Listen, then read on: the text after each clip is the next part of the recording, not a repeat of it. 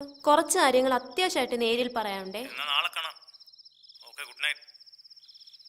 നിങ്ങളുടെ പിണക്കം ഒന്ന് മാറ്റിയേ വേണം. നാളെ ഞങ്ങൾ ഒരുമിച്ച് വരാം.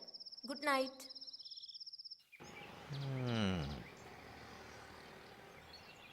ആഹാ, വരുന്നുണ്ട്. കാണുന്നില്ലല്ലോ. ഞാൻ അപ്പോഴേ നീ പറഞ്ഞതല്ലേ ഇങ്ങനെ വരണ്ടാന്ന്. വെപ്രാളം പിടിച്ച് എന്നെയും കൂടി ടെൻഷൻ ആക്കാതെ ഒന്ന് വെയിറ്റ് ചെയ്യ്. എനിക്കിനി വെയിറ്റ് ചെയ്യാൻ വയ്യ. സമയമായി, ഞാൻ പോവാ. ബൈ. അലീന നിക്ക്, രവിയേട്ട ഇപ്പൊ വരും. എക്സ്ക്യൂസ് മീ, എനിക്ക് കുട്ടിയോടൊരു കാര്യം പറയാനുണ്ടായിരുന്നു. കുട്ടി മനസ്സ് വെച്ചാൽ നടക്കുന്ന ഒരു കാര്യമാണ്. ഗുണമല്ലാതെ ദോഷമൊന്നും സംഭവിക്കില്ല. ഒന്ന് സഹകരിച്ചൂടെ? നാളത്തെ പൗർണമി വെറും 30 രൂപ. ഇന്നത്തെ അക്ഷയ ഏത് വേണമെങ്കിലും എടുക്കാം. ഏതെടുത്താലും 30 രൂപ. അടിച്ചു കഴിഞ്ഞാൽ 65 ലക്ഷം ഒന്നാം സമ്മാനം. ഒന്ന് എടുക്കാല്ലേ? നടന്നുവരൂ, കടന്നുവരൂ. കാശുമായിട്ട് ആർക്കെവിടെങ്കിലും വരെ. ആരാണോ ഭാഗ്യവാൻ, ആരാണോ ഭാഗ്യവതി? 30 രൂപ. ഒരെണ്ണത്തിന് 30 രൂപ, രണ്ടെണ്ണത്തിന് 60 രൂപ. സുന്ദരിമായ ഈ കുട്ടികൾക്ക് 65 ലക്ഷം രൂപ അടിക്കാൻ പോവുകയാണ്. നീ നിർത്തിയില്ലേ? ആരാത്? ഇപ്പോഴെങ്കിലും ഒന്ന് വന്നല്ലോ. സാറന്ന് നിന്നേ.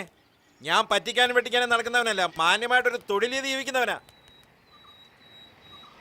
രവിയേട്ട ഇങ്ങ് വന്നേ. രവിയേട്ട ഇത് എവിടെയായിരുന്നു? ചെല്ല് ചെല്ല്.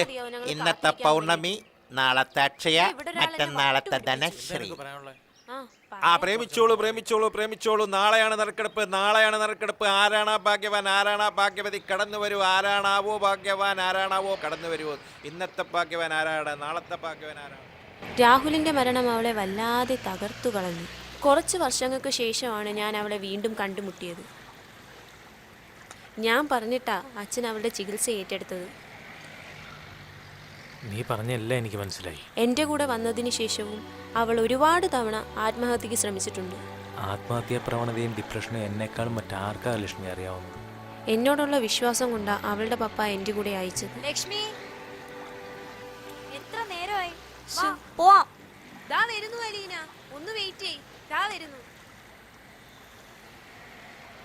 അവളുടെ കൂടെ ഒരു അല്പസമയം സ്പെൻഡ് ചെയ്തൂടെ? രവിയേട്ടനെ കണക്കുള്ള ഒരാളുടെ കൂട്ട് അവൾക്ക് നല്ല ചേഞ്ച് ഉണ്ടാക്കും. എന്നെ ഒന്ന് സഹായിച്ചൂടെ? നോക്കാം. ഇങ്ങോട്ട് വാടി. എന്തോ ഇത്ര സംസാരിക്കാൻ? നിനക്കറിയില്ല എന്റെ കാര്യം. എന്താടി? എനിക്കിങ്ങനെ ഒറ്റയ്ക്ക് നിൽക്കാൻ പറ്റും. താളം തെറ്റിയ മനസ്സുകളെ ജീവിതത്തിലേക്ക് തിരിച്ചു കൊണ്ടുവരുന്നത് അച്ഛൻ എന്നും ഒരു ഹരമാണെന്നറിയാമല്ലോ.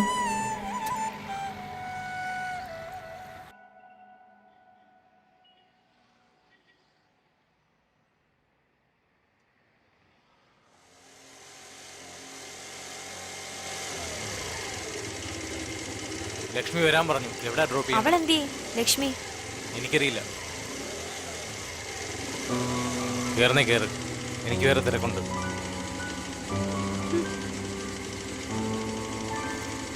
പിടിച്ചിരുന്നു.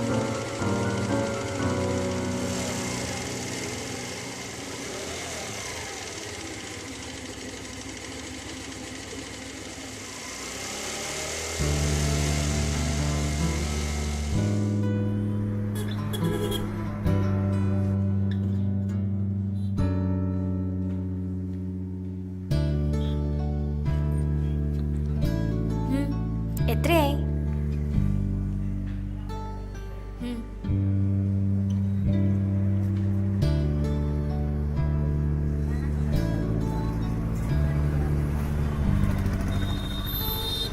സോറി, ഞാൻ ചിന്നുവിന്റെ ബർത്ത്ഡേയാ. കേക്ക് ഓർഡർ ചെയ്യാനുണ്ടായിരുന്നു. ചിന്നുന്റെ ബർത്ത്ഡേ പാർട്ടിയോ? വൈകിട്ടോ?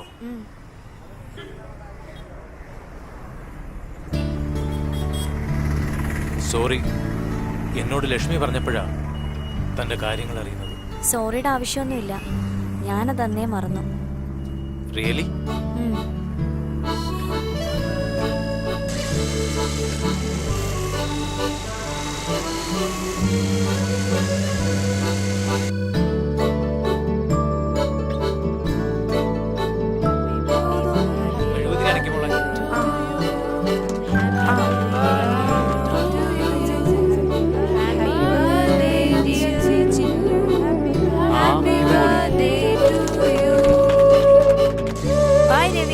ബൈ.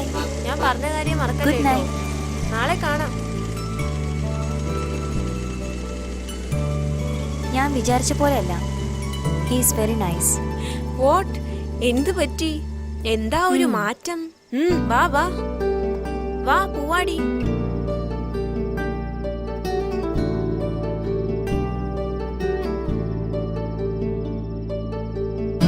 തിരക്കഥ പൂർത്തിയാക്കി എത്രയും പെട്ടെന്ന് ഷൂട്ടിംഗ് തുടങ്ങുവാനായി പോയ രവിയെക്കുറിച്ച് ആഴ്ചകൾ കഴിഞ്ഞിട്ടും ഒരറിവുമില്ലാത്തതിനാലാണ് ഞാൻ അവനെ തിരക്കി ഇറങ്ങിയത്. വളരെ വ്യത്യസ്തനായ ഒരു രവിയാണ് എനിക്കവിടെ കാണാൻ കഴിഞ്ഞത്. എന്തൊക്കെയോ മാറ്റങ്ങൾ വന്നതുപോലെ, സിനിമയിലുള്ള ആവേശമെല്ലാം ഒന്ന് തണുത്തതുപോലെ. പണിയാകോ എൻ്റെ കർത്താവേ. പോടാ. കാര്യം എന്താടാ? ഫിക്സ് ആയെന്ന് തോന്നുന്നല്ലടാ. ഫോട്ടോ എടുപ്പോ കൂടുന്നുണ്ട് ഡയറക്ടറിന്. ഹലോ, ഇങ്ങോട്ട് നോക്കിയേ. അടിപൊളി. ഞങ്ങളൊക്കെ ഇവിടെ തന്നെ ഉണ്ട്. നടക്കട്ടെ നടക്കട്ടെ. ജോസിനെ മുകേഷിനെയൊക്കെ ഞാനൊന്ന് കാണട്ടെ. ഒക്കെ ശരിയാക്കി തരാം. സിനിമയിലെ പാട്ടിന്റെ റെക്കോർഡിങ്ങിന് പോലും രവിയെ കാണാതായതോടുകൂടി ജോസ് എന്റെ മണ്ടയ്ക്ക് കയറാൻ തുടങ്ങി. ഞാൻ എന്ത് ചെയ്യാന്? അവൻ മറ്റൊരു ലോകത്തായിരുന്നു.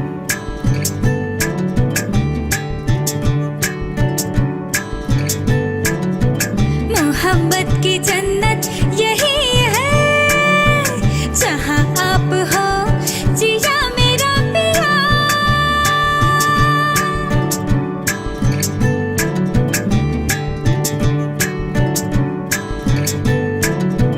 मोहब्बत की जन्नत यही है जहां आप हो जिया मेरा पिया।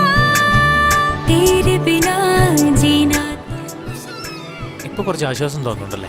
നല്ല ചേഞ്ച് തോന്നുന്നുണ്ട്. ആകെ ഒരു മാറ്റങ്ങൾ. പക്ഷേ എനിക്ക് പേടിയാ, ഇനി ഞാൻ ഒറ്റയ്ക്കാകുമോന്ന്.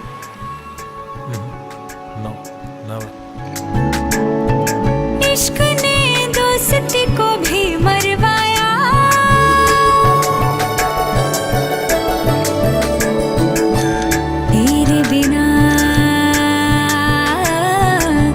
तेरे बिना जीना तो मुश्किल।